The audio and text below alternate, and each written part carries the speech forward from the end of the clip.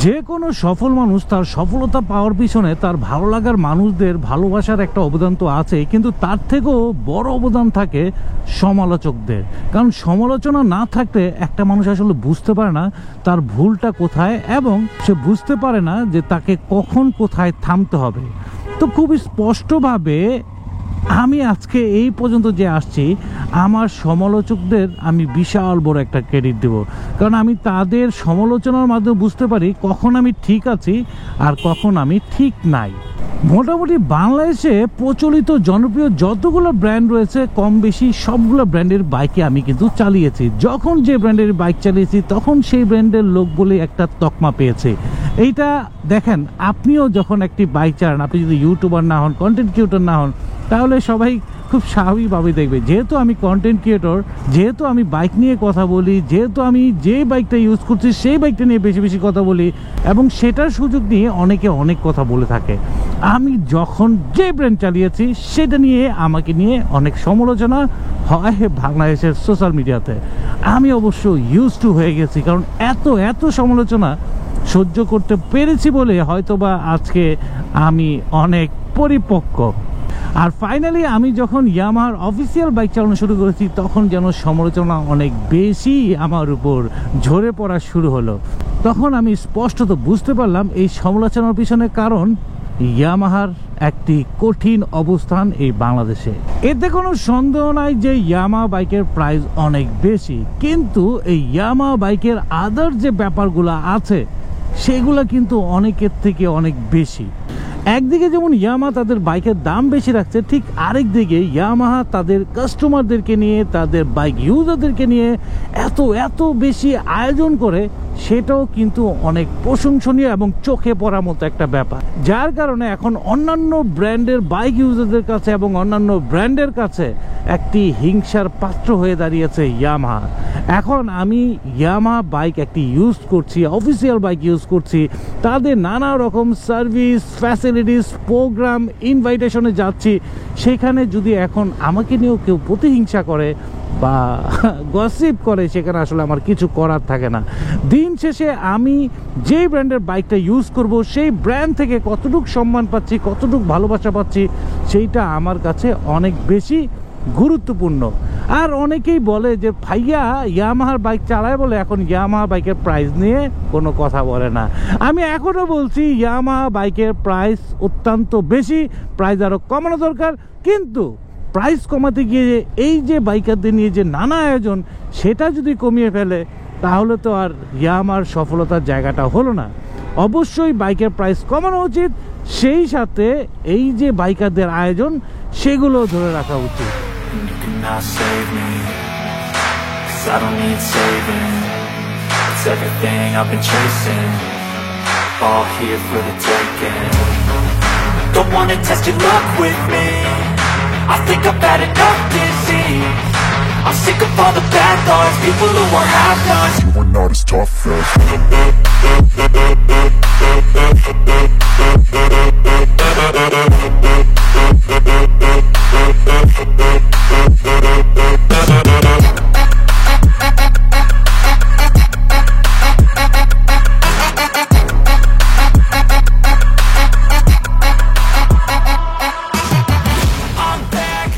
এই মুহূর্তে আমার সামনে আছে Yamaha ACI motors Tejgaon flagship সেন্টারের সার্ভিস ইনচার্জ বাশার ভাই। বাশার ভাই, এই সার্ভিস লাইক এ বস, এটা সম্পর্কে একটু বলুন। ফার্স্ট অফ অল ওয়েলকাম এবং থ্যাংক ইউ, যে আবার অ্যাগেন থ্যাংক যে আপনি আজকের এই ক্যাম্পেইনে অংশগ্রহণ করছেন এবং আপনার বাইকের সার্ভিস নিচ্ছেন।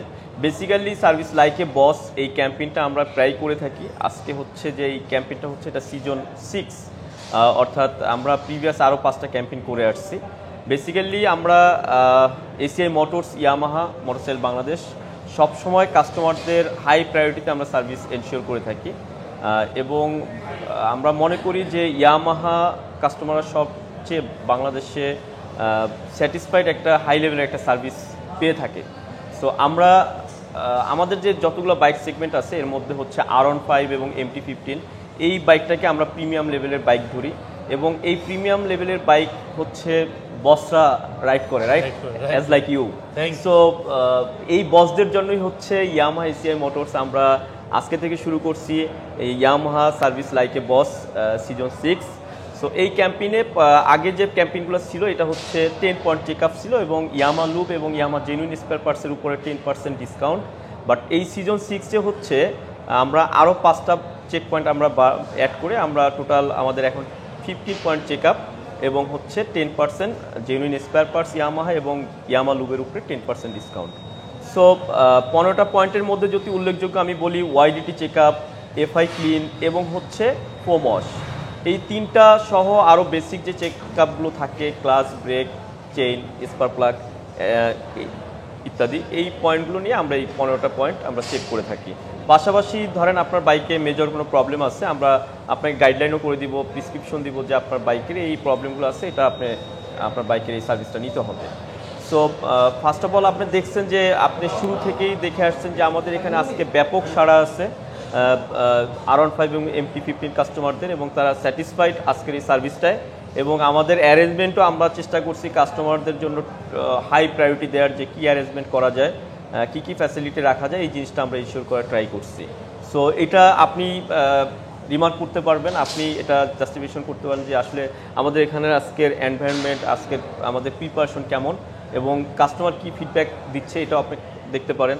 সো অ্যাজ লাইক আপনিও তো একজন কাস্টমার, সো আপনি হ্যাপি আমাদের সার্ভিস আজকে? আলহামদুলিল্লাহ, আচ্ছা আচ্ছা, থ্যাংক ইউ। উই আর তো ভাইয়াকে অনেক ধন্যবাদ এবং সেই সাথে একসাথে বলতে চাই ইয়েস ইয়ামাহা। যে কোনো ব্র্যান্ডের যে কোনো বাইক সার্ভিস করিয়ে বের হওয়ার পর অস্থির রকমের ভালো লাগা কাজ করে, এত স্মুথ হয়ে যায় বাইক চিন্তারও বাইরে। স্পেশালি ইয়ামাহা তাদের সার্ভিস সেন্টার, তাদের সার্ভিস দিয়ে কাস্টমারদের মন জয় করার আপ্রাণ চেষ্টা করছে। তবে কিছু ব্যাপার আপনাদেরকে আজকে আমি শেয়ার করব, যেটা না করলেই না। টাকা থাকলেই আপনি বাইক কিনতে পারবেন, পৃথিবীর যে কোনো বাইক আপনার যদি টাকা থাকে আপনি কিনতে পারবেন, কিন্তু বাইকার মেন্টালিটি বা বাইকিং কালচার এটা কিন্তু টাকা দিয়ে কেনা যায় না, এটা হচ্ছে চর্চা। বাংলাদেশে সবগুলো ব্র্যান্ডই ভালো করছে, তারা ভালো কাজ করছে, তারা বাজারে ভালো বাইক নিয়ে আসছে, ভালো সার্ভিস দেওয়ার চেষ্টা করছে, কিন্তু বাইকিং কালচার এইটা নিয়ে যদি কাজ করে থাকে সেটা কিন্তু ইয়ামা এসিআই মোটরসই কাজগুলো করছে। আমি এই ইয়ামা R15M বাইকটি প্রায় 6,90,000 টাকা দিয়ে ক্রয় করি রেজিস্ট্রেশন সহকারে। তা আমার কিন্তু কেনার সময় কষ্ট হচ্ছিল, অনেক কষ্ট হচ্ছিল, কষ্টের টাকা দিয়ে মানে তিল তিল করে জমানো টাকা দিয়ে আমি আমার এই বাইকটা ক্রয় করেছি। কেন আমি এই বাইকটা ক্রয় করেছি? বাজারে তো আরও অনেক ব্র্যান্ডের বাইক ছিল, আমি ক্রয় করেছি কি শুধুমাত্র বাইকের জন্য? না, আমি এই বাইকটি ক্রয় করেছি অনেকগুলো ব্যাপার চিন্তা ভাবনা করেই ক্রয় করেছি। এই ইয়ামা বাইক কারা ইউজ করছে, কেন ইউজ করছে, এসিআই মোটরস থেকে কারা বাইক কিনছে, কেন কিনছে, অনেক কিছু যাচাই বাছাই করেই কিন্তু আমি আমার এই বাইকটা ক্রয় করেছি। হ্যাঁ, এইটার যেমন ভালো আছে খারাপও আছে, অবশ্যই আমি আপনাদের সাথে একমত, তুলনামূলকভাবে দাম বেশি দিয়ে কিনেছি, কিন্তু বিনিময়ে আমি কি পাচ্ছি, অ্যাজ এ বাইকার বিনিময়ে আমি কি পাচ্ছি, এটাও কিন্তু ইম্পর্টেন্ট, এটাও কিন্তু আপনাদের চিন্তা ভাবনা করা উচিত। এসিআই মোটরস তারা বাইকারদেরকে নিয়ে নানা ধরনের আয়োজন করে, নানাভাবে, কখনো গেট টুগেদার, কখনো সার্ভিসিং, কখনো কোনো ধরনের ইভেন্ট ছাড়াই তারা আয়োজন করে।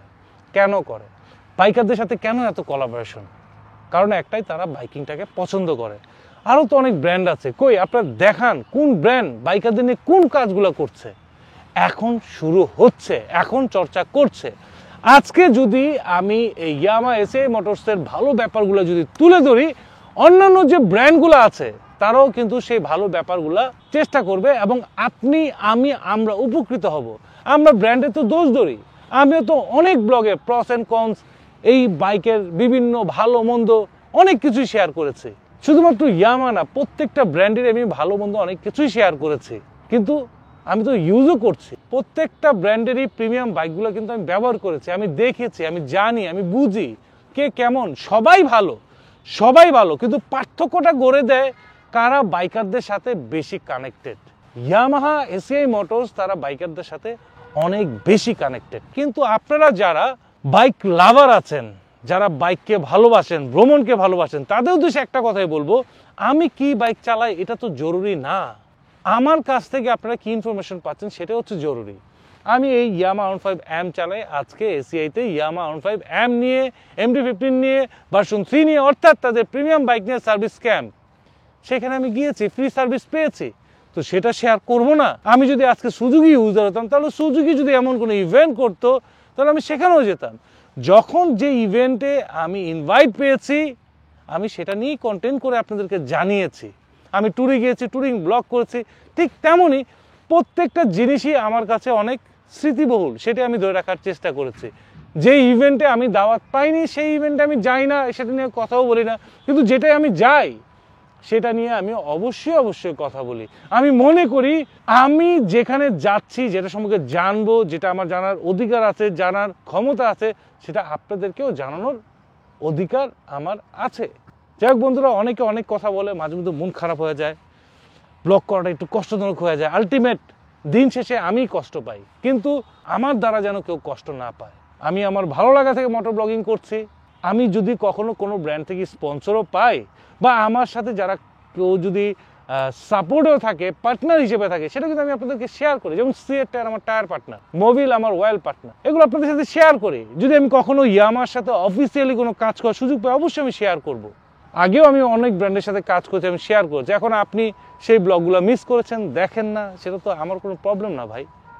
আমি কোনো ব্র্যান্ডের সাথে কাজ করলেও দোষ, না করলেও দোষ, সব দিক থেকেই দোষ। যাই হোক বন্ধুরা, আপনারা কমেন্ট চালিয়ে যাবেন। আপনাদের যাদের সঠিক সমালোচনা, সেখান থেকে আমি শিখে আমি নিজেকে আরও রিফাইন করে আপনাদের মাঝে উপস্থাপন করি। সবাইকে হৃদয়ের অন্তঃস্থল থেকে জানাই স্যালুট।